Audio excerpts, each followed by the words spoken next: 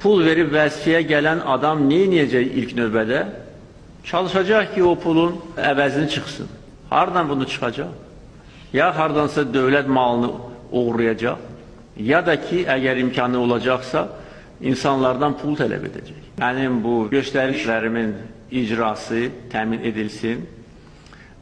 Prokurorluq orqanlarının işçiləri bundan sonra da vətənə ləyaqətlə xidmət etsinlər və bütün hüquq mühafizə orqanları elə çalışsın ki, həm vətəndaşlar, ictimaiyyət onların işindən razı olsun, eyni zamanda dövlətin maraqları təmin edilsin, eyni zamanda qanunun aliliyi təmin edilsin.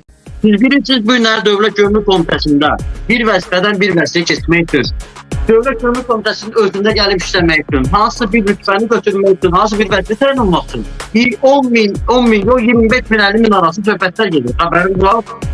Yəni komitənin daxilində postları dəyişməkləmi, vəzifələri, kresloları dəyişməyin qiymətidir bu. Bəli. 25-50 min arası. 25-50 min arası daxildə. Bəli.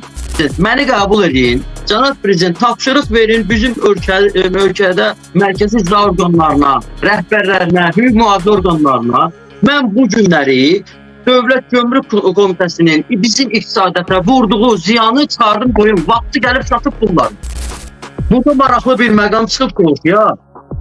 Nəinki bunlar, yəni diqqət edin. İndi bunu investorlar görür. Ben onu demək istəyirəm. Bu günləri dövlətə xarici investorlar gəlir. Cənab Prezident bax o barədə danışır ki, investorları cəlb edin. Bu günləri hansısa investor görsə ki, mən Azərbaycanın əlindən əmlakını alır. Qardaş, mənə pulumu götürür. Orada qanunsuz.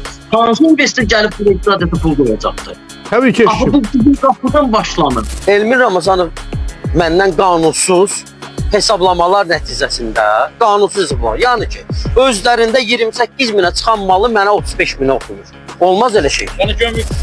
Buradan müraciət edirəm Güloğlan müəllimə. Güloğlan müəllim, siz 90-cı illərdən bu sistemin, şəxsən bu sistemin, gömrük sisteminin içində işləyən bir insanlardan birisiniz. Amma belə çıxır ki, Elmir Ramazanovun istəkləri, Elmir Ramazanovun dünənləri gələn bir şəxsin 90-cı illərdən burada işləyən bir insan öz işini görə bilmir. Yerə də deyirəm, prosessual pozuntularla və hansısa digər yollarla əldə olunmuş qanunsuz sənədlər sübut əhəmiyyət kəsb eləmir. Bunlar da deyir ki, yox, kəsb eləyir. Niyə danışmayayım ki?